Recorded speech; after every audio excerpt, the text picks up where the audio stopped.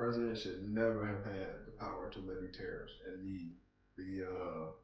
the act that he's using now to justify enacting tariffs. If you looked at the news lately, the court ruled that it was unconstitutional, that he did not have the authority to do that, and again, it's still being appealed and going through that whole process. So everything that they're doing is going up to the Supreme Court.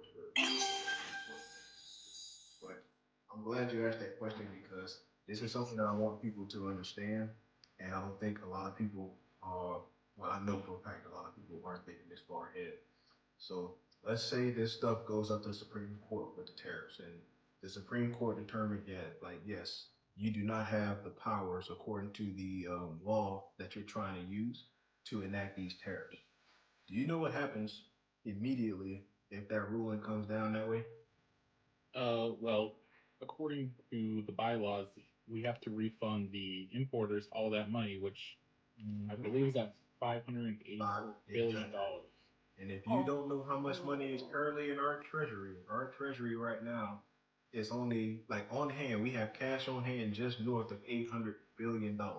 So if that ruling were to come down immediately, we would have to pay all those tariffs back to those importers. You're talking about $500 billion worth of tariffs would have to be refunded back to those people. So in essence, this will be Donald Trump's seventh bankrupted business.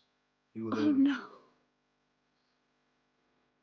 so for you guys, for you all that don't understand that, that don't, you're not as politically inclined as some folk. Yes, if that ruling comes down and it's been determined that he cannot have enacted these tariffs, that it was illegal for him to do so, our country will be bankrupt.